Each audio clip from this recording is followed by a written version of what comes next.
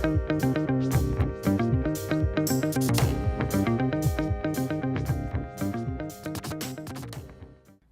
morning, everyone, and welcome to episode 13, if you can believe it. Lucky 13 of the Sandbox.Space weekly podcast, where we talk about all things video game industry. I am your host, Chris. I am joined, as always, by Baby, who's in my lap, taking a little nappers. And Mr. Ross, the lawyer man of the video game world. How are you today, Ross? Well, Chris, thanks for having me back. Yeah, I think it's always good to have you. We get to chat about a variety of things on this beautiful, I don't know what it's like in Chicago, Illinois, but here in Columbus, it is raining. The cats and the dogs. Yeah, we're definitely getting a little bit of misty fool spring this week. I never know if we're officially kicking off our spring season or if it's just Mm-hmm. another trick. Yeah, did you have a nice couple of days, the past couple of days? I think it was Sunday was beautiful. Sunday was in the 60s and was very sunny, and you always know when it's a good day in Chicago spring because everyone's outside because we've all been hiding from polar vortexes all winter. Mm-hmm. But we've had a lot of rain this last week, so my husky Onyx was terrified of all the flashes and booms, so she was my thunder buddy this week. Mm. Yeah, yesterday was really, really beautiful. I think it was like 70. Monday was really nice too. Mhm. But yeah, Baby gets a little scared on thunderstorms. She doesn't. There's not much that bothers her, but thunderstorms kind of get to her. Mhm. Not her favorite. All right, well, are you ready to start this bad boy? Let's kick it off. Let's do it. Okay, so I want to first of all grab something because, excuse me. Oh man, I got too many windows open. What am I doing here? There we go. That's how we do it. And boom. Let's talk about GDEX for a second. So GDEX, the Midwest's premier gaming expo, is happening October 24th through the 27th this year. The reason I'm bringing it up is because we just got our tickets live. So we have a spring sale going on where you can get discounts on tickets. If you click this little Buy Passes Now button, it'll take you here to our store. Here's a section that tells you all about the spring sale. Here's where you can buy your passes. And then if you keep scrolling down, there's a bunch of pass info here that you can click. So if you want to know more about the passes, then you can do that. So I just want to let everybody know. Also, we still have exhibitor spaces, though I did a quick calculation this morning, and we are more than half filled in less than 2 weeks of our artist market spaces and our ICE spaces, which stands for Independent Student Experimental. Those are our smaller tables for people that want to be involved in a convention that maybe have never done one or don't feel like they can handle a full 10 by 10 booth or whatever. But we are more than halfway full on those. And so just if the past couple of weeks is any gauge, then probably the next 2 or 3 weeks we will be totally full on those. So if you are interested in doing that, make sure you apply for that. And then we also we also put our applications up for let's see, I think we put that here, for speakers and whatnot. So if you want to speak or do an experience, we're still updating a couple things on the website, but yeah. And let's go ahead and turn this off so we can see our beautiful faces again. Ross has been a speaker for many, many years at the GDEX. Absolutely. No, this is one of my favorite conventions going back over 10, I think about 10 years at this point. But I was Yeah. just plugging this event with my students the other day, so I think we have some hopeful, aspiring game developers and innovators in the tech industry going to come check out their first GDEX ever. Nice. Well, I am working on the hotels to get the hotel block organized. So hopefully that will be up. If not this week, maybe next week. And then yeah, we've got our discounted tickets. So if they want to buy their passes at a lower price, if they want to pay the full price, I'm not going to stop them. But if they want to pay the lower price, they can do that. And then also on April 1st, our volunteer applications will go live. So those that want to volunteer and get free entrance into GDEX, that is also an avenue. Are you? I forget. Are you doing GDC this year?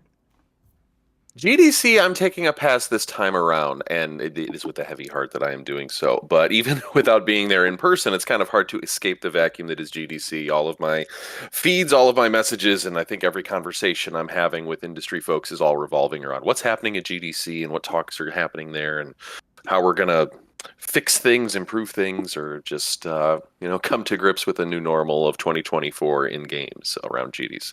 Yeah. So GDC is one of the first things I want to kind of just chat about. Hmm. From a sort of an open and honest conversation, I'm not throwing any shade. I think that GDC is amazing. As someone who throws another game industry event, I think that we all can. Where are you going, babes? Where are you going? Rah, rah, rah, rah. We all should be helping and supporting each other and whatnot. But I've gotten the impression over the past couple of years that GDC is kind of, I don't want to say stagnated because I think that might be too harsh of a word. But it seems like there's been a lot of talk about ways that GDC can improve or, maybe things that need updating or changing. I don't know what the right word would be. So I was kind of curious on your thoughts and take on it. What do you, your pulse on the industry? E3 is gone. So GDC is really kind of the only big gaming event I Hmm. think in the US. I mean, you still got Gamescom, you got Paris Games Week, you got Japanese or Tokyo Game Show. Um, but yeah, am I off base on this, or what are you feeling? I think a lot of folks are taking a more critical look at conventions generally and how effective they are because a lot of effort goes into attending an event effectively, I'll say. So this has been a topic of conversation with a lot of my students of is going to a convention on the other side of the country when it's a lot of time and it's a lot of money and a lot of effort to do. Is it worth it? Am I going to come home with a job? Am I going to come home with a new network? Am I going to come home with some new industry knowledge? And I think it's those questions are getting harder to answer for a lot of folks because I think it is getting more expensive, it's getting more exclusive, and maybe there's not as much certainty about finding a job or finding mentorship or finding all those things that used to come a little bit more easily with a trip to a convention like GDC maybe. So I don't know. I What I've been seeing lately is especially post pandemic, folks being less keen on going to in person conventions, especially the larger ones. So your PAXs, your GDCs, your South by Southwests. Folks are trying to find a way around the entire hornet's nest and effort of a large convention like that. Yeah, I think that's fair. One of my, as we develop GDEX and as we keep building it, I feel like there's a need, particularly in this region, to be able to offer a not a replacement for GDC, but maybe an augment to it. Hmm. Because the reality is, like, GDC is expensive. If you want a full pass, it's like $2,400 for like the Hmm. week, which is like crazy expensive. Plus, you have to travel there. Plus, it's in San Francisco. So you're Hmm. not going to walk out of there if you decided just you're a normal person off the street, you're buying a pass, you're going to fly in, you're going to have $800 or so in travel expenses, then you're spending $200 to $400 a night plus food. What do you want, babes? Hmm. Hold on one second. No, those costs can add up very quickly, and I've done the GDC experience with devs on a budget, and you can minimize those things as much as you can. You can take the Amtrak there instead of flying. You can double, triple, quadruple up on a hotel room and Yeah. couch surf and split costs that way. You can uh, skip the Uber, skip the lifts, and walk everywhere. You can eat at Subway every day. There's ways that you can trim the budget on things, but it still is a big expense. Now, I'll maintain. It's an industry conference. This is a professional event. So this Sure. is arguably one of the best investments you can make in yourself because a couple $1,000s or a couple $100 here or there might get you that interview, get you that connection, get you that exposure, mentorship, or education to make it in this business. Folks come home from conventions like GDC uh, with their lives completely changed sometimes. Do you think do you think that's as applicable today. I feel like it's really, and again, this is just my experience recently. It feels like it's harder and harder to make those meaningful connections. There's fewer Hmm. parties now. There's fewer mixers at GDC. So a big way of there's still plenty of sessions you can go and learn. Don't get me wrong. You got Hmm. tons of sessions and stuff happening. But someone like me, and maybe I'm not the best or most appropriate audience. I generally like when I go to PAX, when I go to GDC, I don't go to the sessions. I'm not attending the talks. I am trying to network and meet people. I'm trying to do lunches and dinners. And it seems over the past few years, I remember old GDC or older. I mean, Unity would have parties, PlayStation would have parties. Like you'd find, there'd be like a big IGN thing sometimes. You'd find ways to be able to get into places where you could start talking to people and network.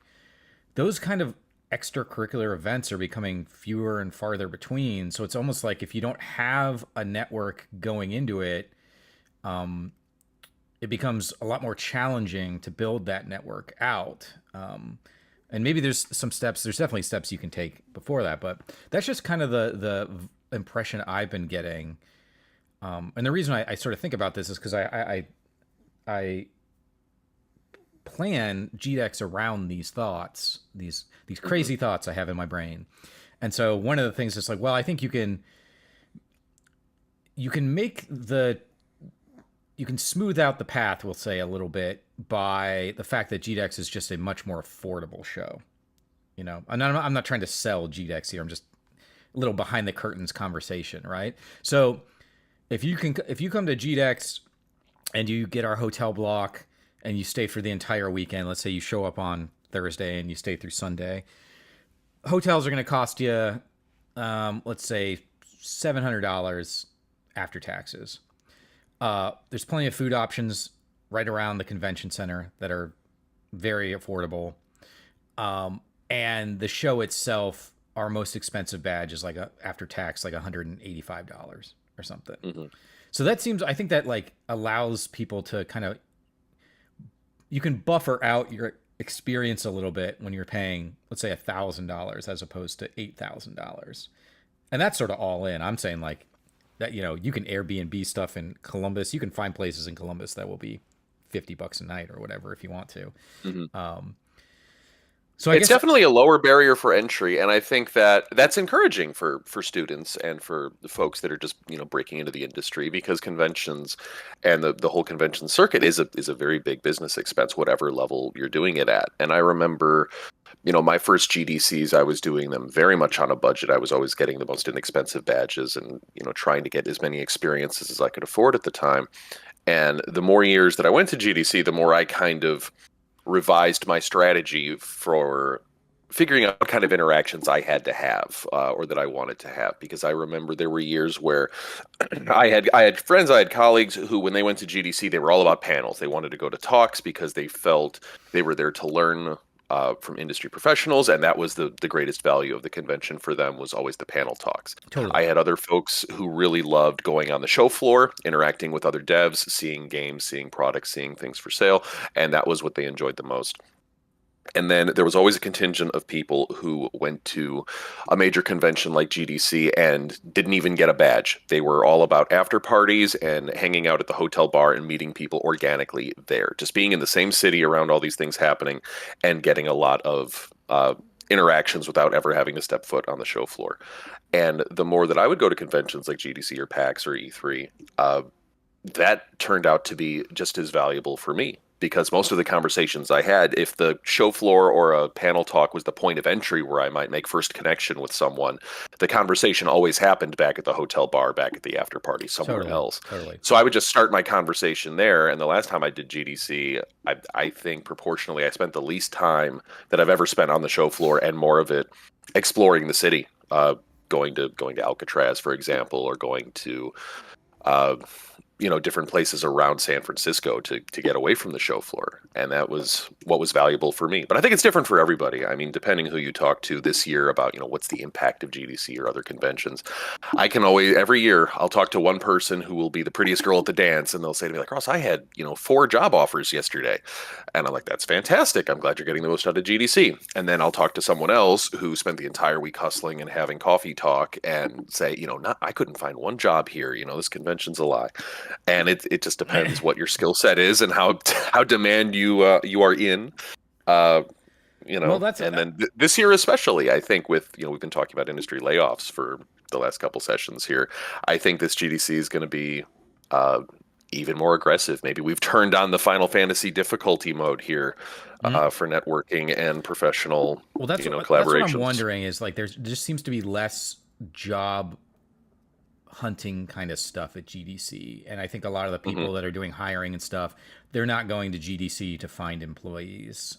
I think they're going more to connect with others and have that industry network thing.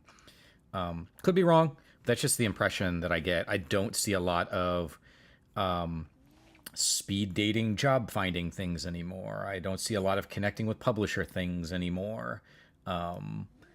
And maybe that's just a change of the times. But all right, you ready to continue on? So let's do it. All right. So next up, we don't need to talk about this very much because it's just been an ongoing thing. I love your enthusiasm. Well, this is an article. This is on Variety and Jennifer Moss.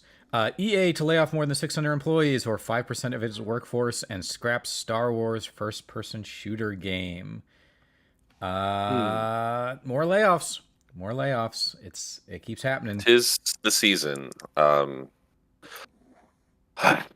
like to say lately, don't send prayers, send pizza.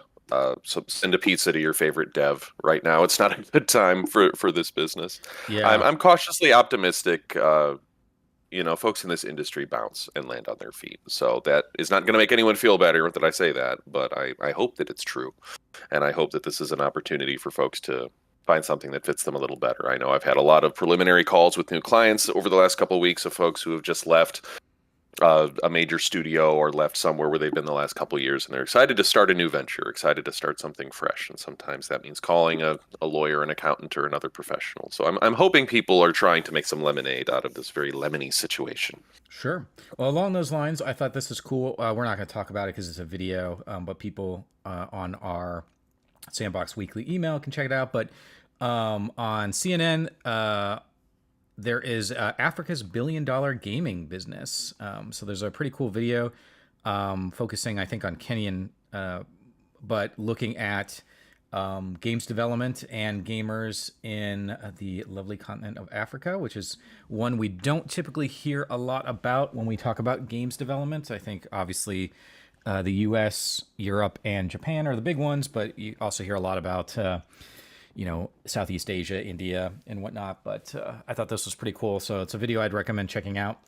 Different parts of the world are starting to pop up in that space and begin to, I hope, make some really cool content. I'm curious to see, what'll be the first maybe big game that comes out of Africa that people are talking about. I'm trying to think. Papers, Please was out of. I'm totally blanking now on. It wasn't Poland, was it? No. Oh my God. But anyway, I'm totally blanking. But just seeing every so often an interesting game pops up from somewhere around the world that people really grew on. And we've seen a lot of stuff, I think, in Eastern Europe lately too, which has been kind of neat.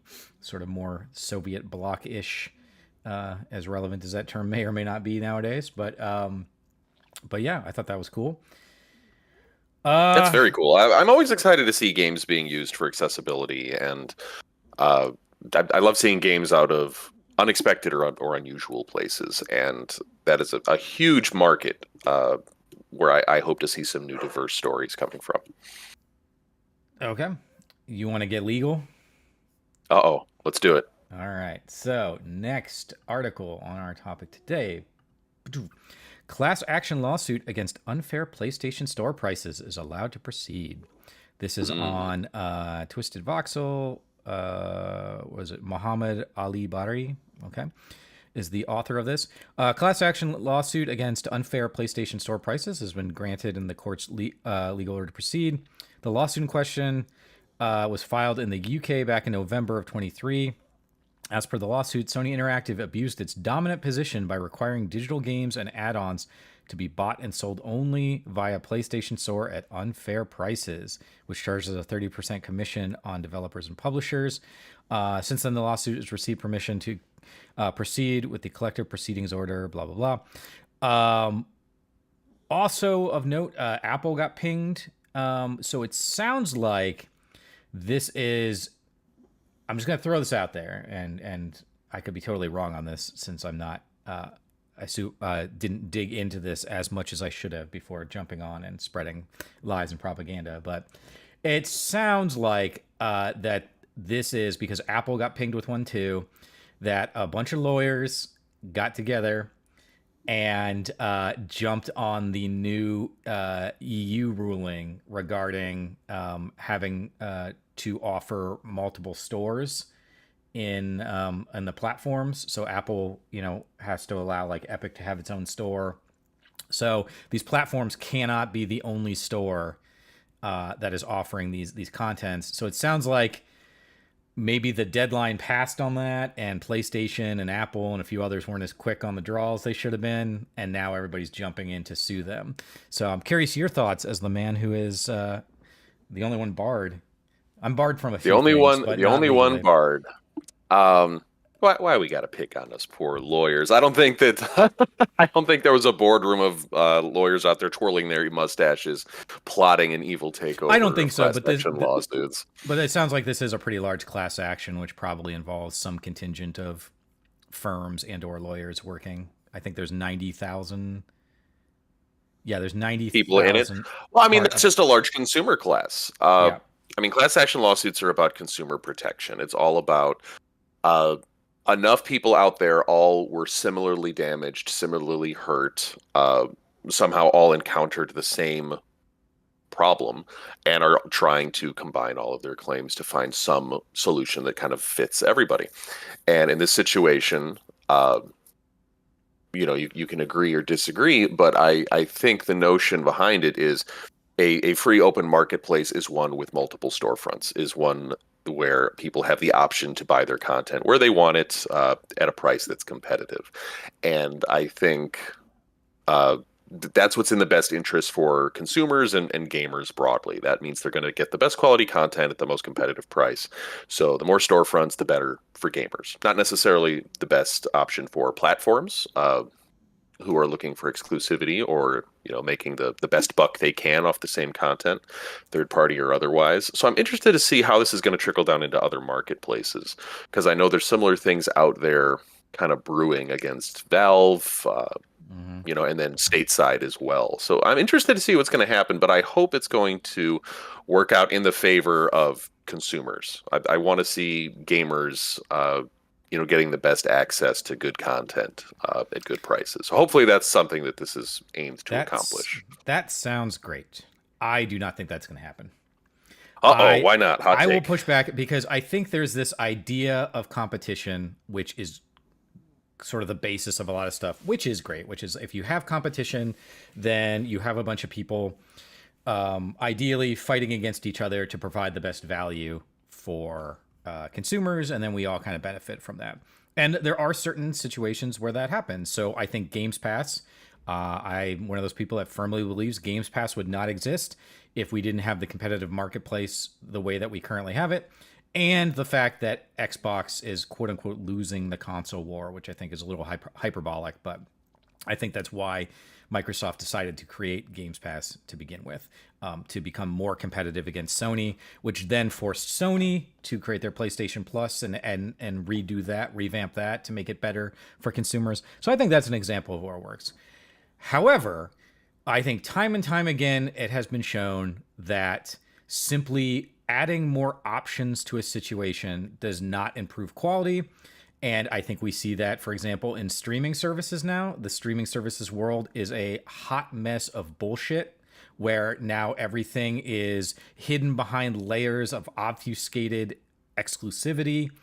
And I don't think we're going to end up in a world where prices come down. I mean, we didn't see that with digital, right? There's absolutely no reason that digital downloads should cost the same amount of money as physical if you're just going with straight economics 101, Adam Smith, Wealth of Nations kind of free market capitalism.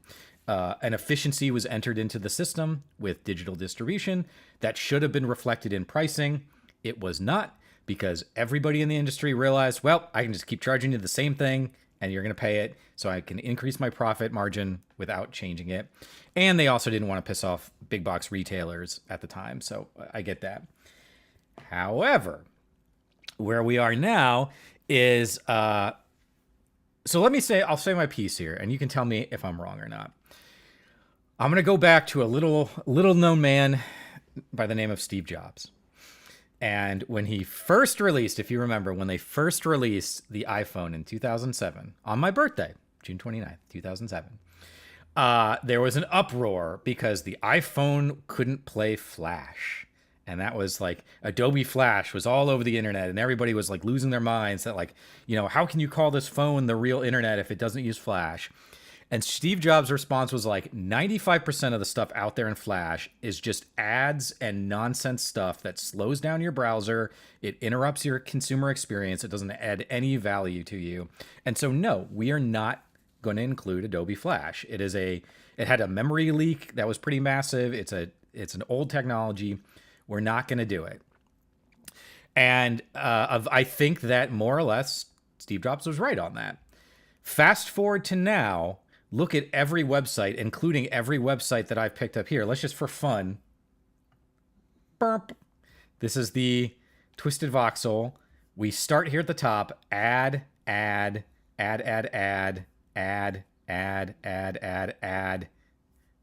more ads, social media, more ads, social media, and then a bunch more sponsored content. I think that we are going to end up in a position where we just have a bunch of stores that are trying to sell you stuff. And when you're going to be like, oh, I want to play this game, you'll be like, oh, awesome, I'm going to go on the Apple App Store. Oh, it turns out it's only on the Epic App Store. It's like, okay, well, now I got to download the Epic App Store. I got to make an account on that. I have to buy the game through Epic. I think it's going to become a disjointed mess. And I say that not as somebody, even though I am an Apple fanboy, but not as somebody that needs Apple to take over the world. But the Apple App Store, despite its flaws, I think is the best functioning digital distribution platform in the world. It's easy to navigate. It's easy to make purchases on. I think there's been like 2 apps in the entire history of the App Store that have needed emergency shutdown, as opposed to the Google Store or Steam in some cases. I just think it's going to make the customer experience on the platform far worse. End rant. To the lawyer. Go. To the lawyer, go.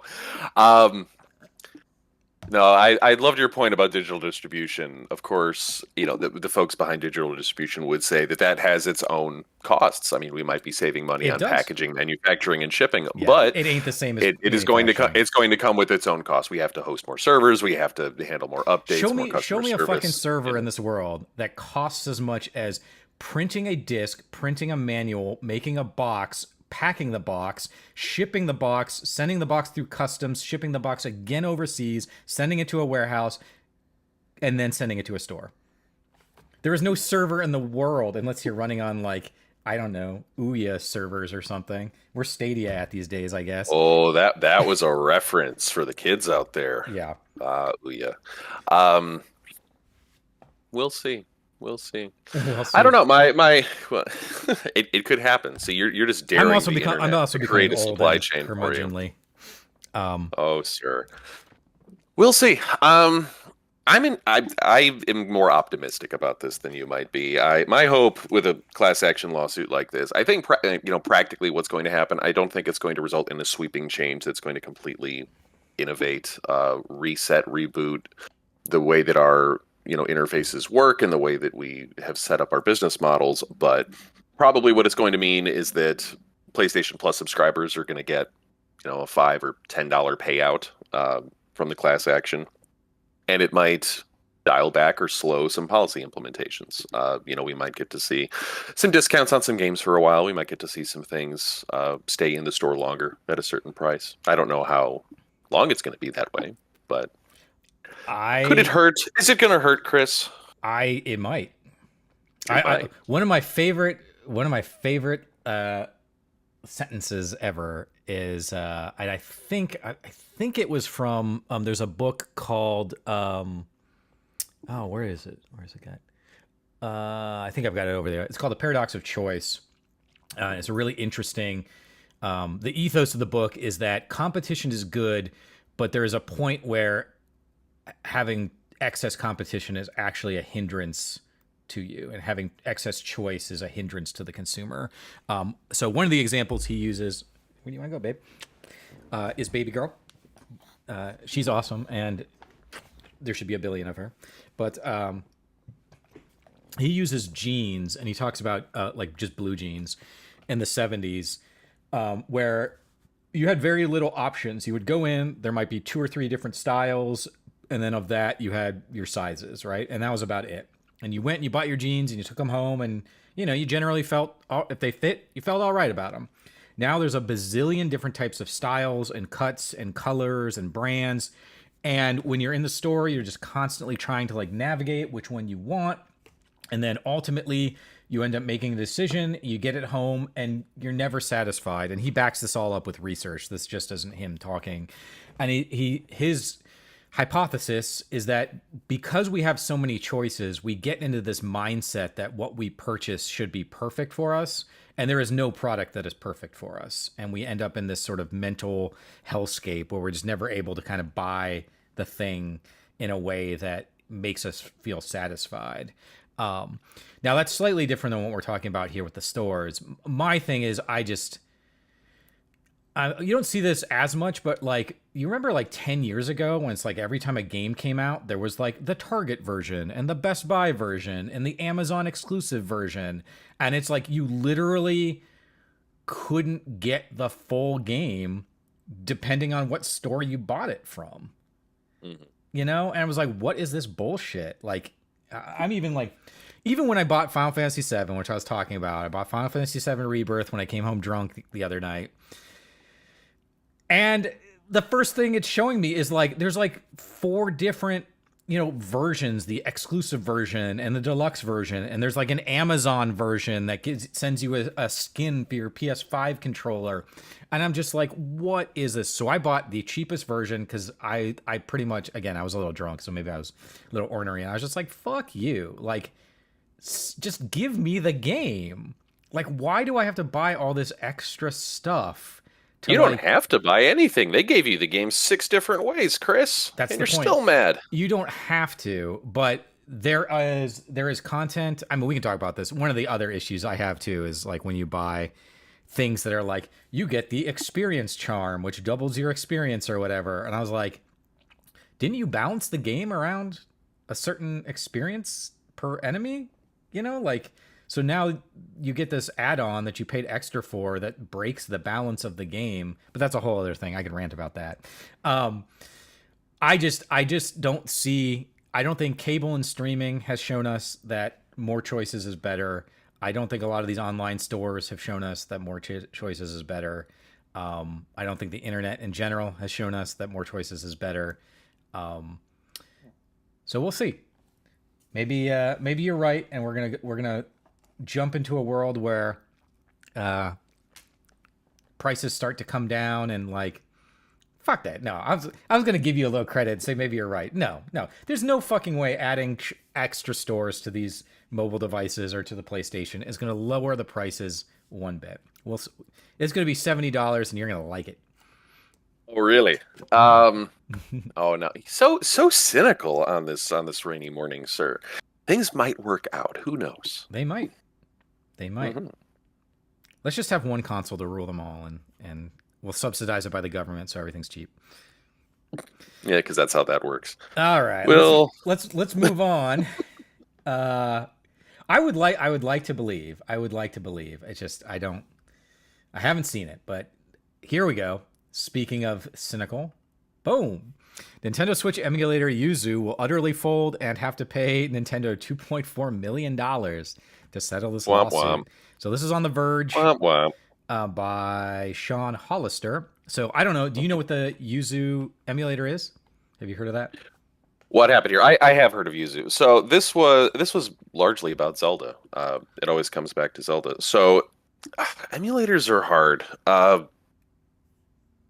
There are so many legitimate reasons to use emulators to, be testing your own software, to be playing software that's not available anymore, that doesn't exist and from a quote unquote legitimate marketplace or source. And then of course there's just good old fashioned piracy, which everybody loves. So this was one where instead of going after end users who were using this software, to play games that they didn't pay for or to play them differently on different platforms, Nintendo went after the platform itself. They went after the emulator because it was circumventing their proprietary software, I believe. It was work. It had workarounds in it to get around security measures that they had. So Okay. they're going to be shutting down. Yuzu's paying out, and it's not just Nintendo. I know everybody likes to pick on Nintendo as the one company that enforces its IP rights. They all do. This is not exclusive. It's just news when Sure. Nintendo does it. Well, we So did. Yeah, there's a lot going on here. So, mhm. well, first of all, I think we talked about this with my students. I think it is important that, and you can probably add more context to this than I can, but I think a lot of people don't realize that in general, depending on where you are located, enforcing your IP, your trademarks, your copyrights, whatever, is a part of the protection. And a lot of times a case can be made that if you don't enforce your whatever it is, your intellectual property, that it makes it easier for others to begin to use it, not just from the, hey, I'm going to sue you for it, but they can make a claim that like, hey, for the past 10 years, you have not enforced your IP in this way. Why are you choosing to do it now? It's you've been doing it for a decade. It's obvious that you were okay with, fair use or community use or whatever. But legally, you are required to actually, you can't just have a trademark and then walk off into the sunset and you're never heard from again. You do have to like enforce your own trademarks and copyrights, correct? It's a situation where if you don't use it, you lose it. You do need to enforce your copyrights, not just from a legal perspective, but also from a branding optics Sure, perspective. sure. If there's confusion in the marketplace as to where things are coming from, if you have competitors out there using your brands or using your IP, that's going to confuse consumers. That's going to weaken your brands. So in the case of trademarks, a trademark doesn't act as a good origin of goods and services if you let everybody else in the world use it. It ceases to have purpose. But in this case, we're talking about copyright. We're talking about folks who put together an emulator and made it possible to distribute Nintendo's IP and play Nintendo's IP on hardware that was not Nintendo made. And obviously Nintendo has a very legitimate business interest in protecting how their content gets sold, how it gets distributed, where it's played, and in what context. So they dropped the bomb on Yuzu here, and I'm not upset about it. I think when it comes So to their quote real fast and then jump in. It says Mhm. the emulator was sued for facilitating piracy at a colossal scale. Mhm. And in something like That's this, bold words. you can check out the opinion to see how many copies were distributed. Uh, so how many folks were playing a game like Zelda Breath of the Wild illegitimately? And the math they always try to show is, I see this in lawsuits like this all the time, is, this many copies of our game were distributed, this many copies of our game were played for free, and that amounts to this much lost revenue. We could have made this many millions of dollars if people bought our stuff legitimately, Yeah. if this piracy wasn't facilitated.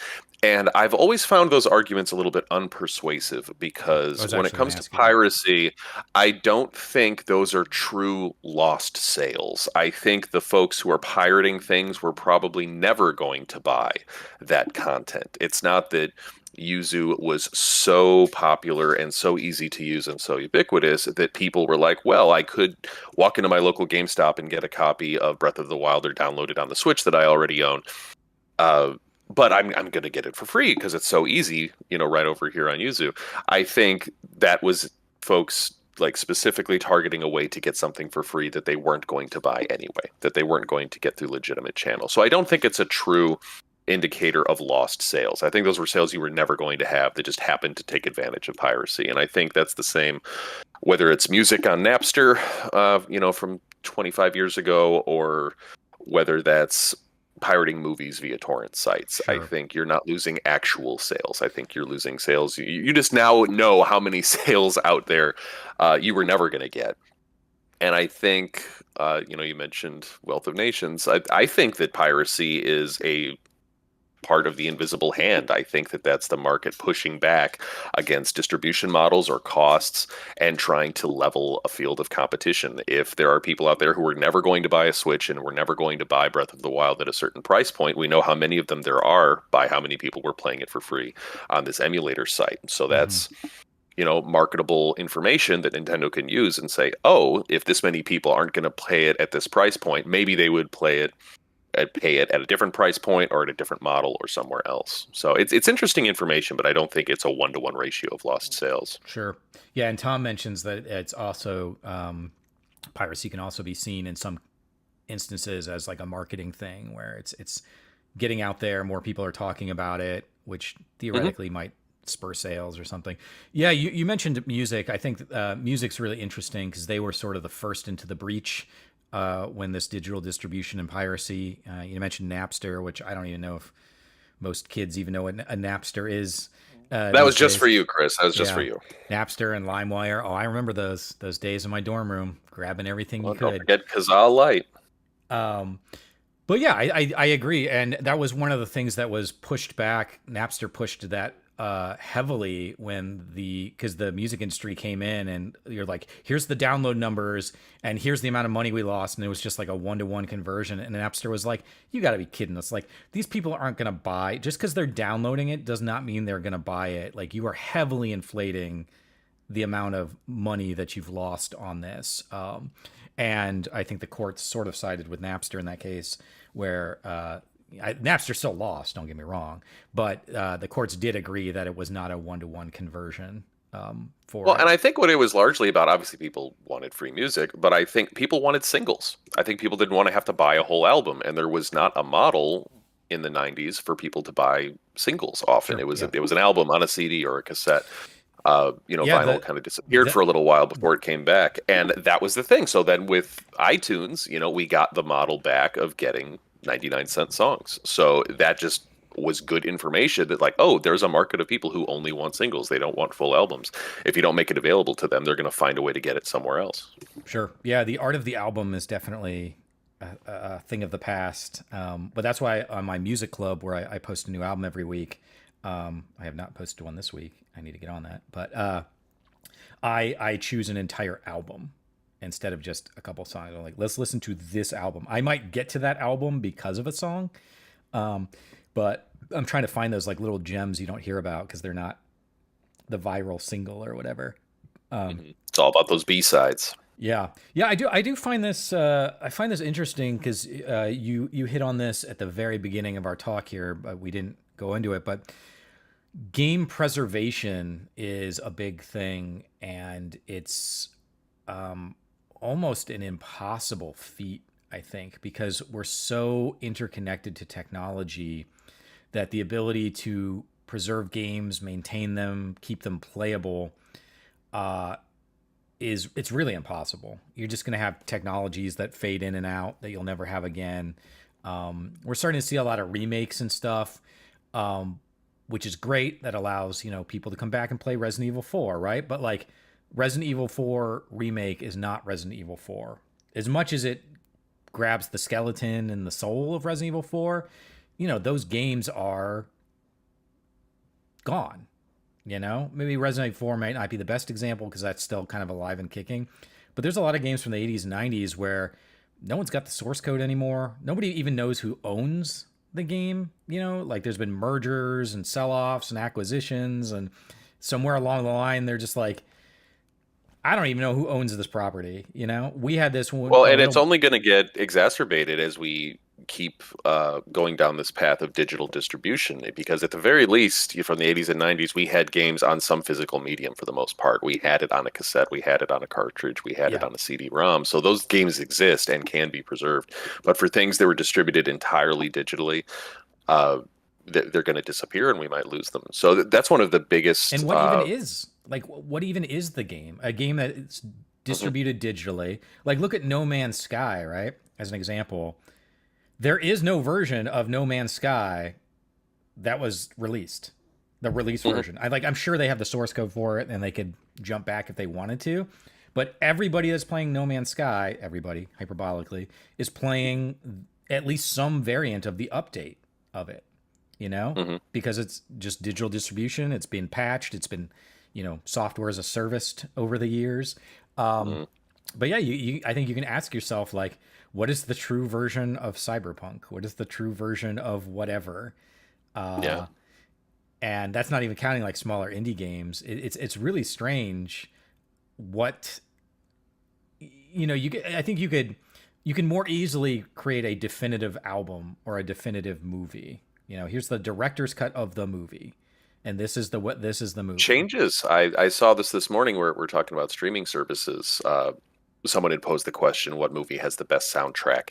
And someone Oh, posited Lilo and Stitch is a movie that this person loved for the soundtrack. And they said, but don't watch it on Disney Plus because they've pulled all the Elvis out of it because of streaming rights. mm, So something with digital services is movies can be updated, they can be tweaked for rights, and sometimes you lose that original best version. yeah, For my pet franchise, Sonic the Hedgehog, if you play Sonic 3 and Knuckles, a lot of the original tracks that were included on the Genesis cartridge are not included in uh, the newer iterations of those games. If you're playing, Sonic Mega, I think they're still included on the PS2 era Sonic Mega Collection Plus, but if you're playing the new Sonic Origins Collection, it's got a beautiful remaster for current gen consoles, but it doesn't replicate the original music in a lot of places, and that's something a lot of fans miss. They're like, "Where's my tracks for Ice Cap?"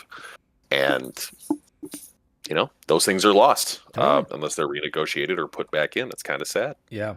Well, I even think too, jumping back a minute here, you're like, well, if the game's on disc, you can preserve it, but you can only preserve it as long as the technology exists to actually play the thing, right?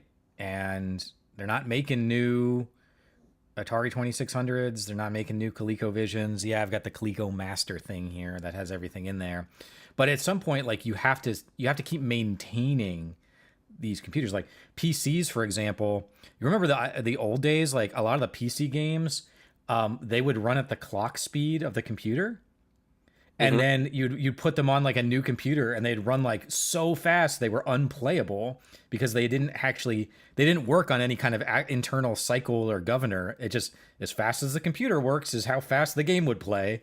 And Hmm. you put it on, I mean, they wouldn't even play on today's computers, but you eventually just get to a point where like you just don't have the tech to even play the game anymore. And yeah, there'll be people that are collectors or whatever, but um, as the years go by, I've still got my Super Nintendo, but what am I, 42? Give it another 40 years. How many functioning Super NESs are there going to be in the world?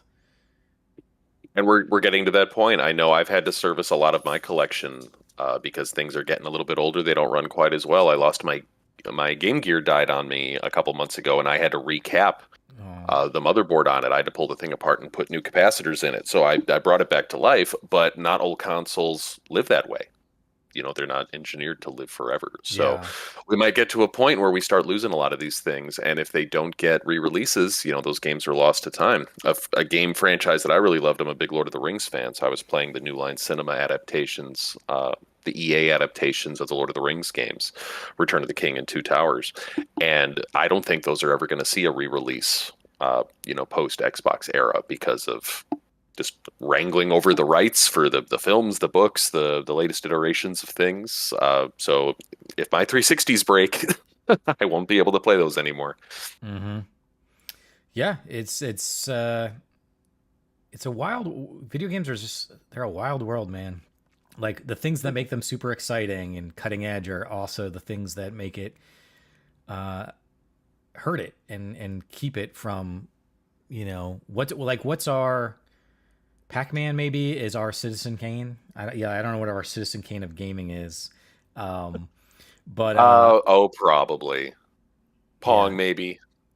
If you're just going old school classic, yeah, but I feel I like know Pong the is like, comments will tell us what the best games are. yeah, Pong's probably like, I don't know. I was gonna say that the train coming at the audience, that first movie Hmm. of the train, but that's probably something like the MIT, what was that, Space War or something, from the Hmm. 60s. But anyway, we're getting off track here. But I think it's interesting, and I think that particularly in the 80s and 90s, one of the things that, again, that made the 80s and 90s amazing for video games and just media in general is that there wasn't this mindset that we have nowadays where it's like you protect every inch of your IP no matter what, and you don't give it up for anything. And I think that's because they've seen over time. Spider-Man's a great example where the deal Sony got on Spider-Man is just like you will never see a deal like that again. Sony really lucked out on that one. Um, but there used to be all sorts of weird, interesting, like use of music in games and content and whatever, because they just didn't view intellectual property in that way. Plus, a lot of nerd culture stuff just didn't make as much money, and so people didn't worry about it as much, I guess. Um, but then, yeah, nowadays it's kind of like just to get any song requires, which I guess keeps you guys employed, but requires lawyers upon lawyers to negotiate all these contracts and whatever. And I'm kind of curious because there was a new Tony Hawk that came out a couple years ago. Can you get the older Tony Hawks, like 1, 2s, and 3s, with the original soundtracks, or is that a thing of the past? Is that gone? I want to say that those were available digitally. I think that those were on the PlayStation Network. Okay, and they still maintain the same I don't music. know that if they have the same soundtrack in their newer Well, versions, but I think those were still out. that's what I'm asking is like, does it have the Mhm. same soundtracks? Because Tony Hawk, just like I think Guitar Hero, um, was instrumental in expanding people's music library. Uh, you know, Sure. Besides the games being awesome, it was also this opportunity to be exposed to new music that you Mhm. normally wouldn't hear. And so I'm kind of curious. Um, yeah, yeah. It's interesting. Going back to the Yuzu, I think that Nintendo is an interesting. I hate saying interesting so many times, but because they also are one of those companies that I think make it harder than it needs to be to get some of their old titles. Like the just to get some of those Super Nintendo or N64 games on the Switch. It's better now, but I think it was only 2 or so years ago when people were just like, "Are you ever gonna release like the SNES store for the Switch?" And Nintendo's like, Mhm. "Ah, well, we might get around to it." And we're just like, "Well, you've got all these games. Like, why don't you just get them emulated on the Switch, and then we wouldn't Mhm. have to buy emulators." But Nintendo's always kind of slow to the draw on a lot of this stuff. But we got it. It's here. It's one of those things where, just because we want it doesn't mean they have to give it to us. I believe me, I wish that they would. So Yeah. sign your petitions, join your class actions. Tom, did you like Justice Tom? for SNES. Yeah, Tom, you liked my pun there. I don't think Ross got it, but that's okay. My I, I let Guitar I Hero is let it instrumental. stand on its own. It was Um, gorgeous. yes, it was beautiful. Well, I think there's lots to talk about, but we're starting to get uh, towards our time here, and so this last little thing I thought was kind of fun. We put it in here. Several Steam games changed names to Helldivers 2 and Paul World to scam players. So keep an eye out there Hey. in the world if you're buying your Pal Worlds and your Helldivers 2 that you're actually buying the appropriate one. Which does open up the question again about platform and store control and making sure that the appropriate content is being put up on there. Um, So take that for whatever it's worth. But I think we're getting to the end here. Ross, another exciting conversation, I think. Is there anything else on your mind before we wrap up? Oh, so many things, but now you're just reminding me. I have to dive back into Helldivers 2. I saw we got a new patch that nerfed a few things, so I got to go check that out.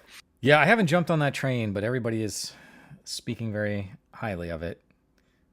But I guess now I'm knee deep in Final Fantasy VII. Oh, interestingly enough, too, for those who may care, who are watching this either live or this Friday for Game Club, the Game Club game of the month is going to be The Pedestrian, this cool puzzle game made by a small studio, Skookum Arts, which is also a GDEX regular. They've been in many GDEXs. And I am going to have the developers on while I play the game this week. So that will be Friday, 1 o'clock p.m. Eastern time on my personal Twitch, which is Volpe Creates. So if you're interested in joining us while we play The Pedestrian with the developers, I think that'll be a really fun, cool experience. You can ask some questions or just hang out with us. I'm looking forward to playing a game that is going to be challenging and require brains, but is not going to be like Returnal, which is like balls to the wall, bullet hell, having to always be stressed kind of thing. That'll be there. But other than that, this has been episode 13 of the Sandbox.Space weekly podcast. It's been an exciting conversation with our special guest, Ross. Thank you for being here as always. Thanks for having me, Chris. I am your host, Chris. Don't forget to check out thegdex.com to get your discounted GDEX tickets, and follow us on the social medias at thegdex as we put out new announcements for speakers and exhibitors and all that stuff. But yeah, this has been episode 13. I'm your host, Chris, joined as always by Baby Girl, who again is in my lap. And we look forward to seeing you next week. Wednesdays, 10 a.m. on twitch.tv/the GDEX. And then we also post these videos onto our YouTube, which is the GDEX YouTube. So thank you everybody for watching, and we will see you next week.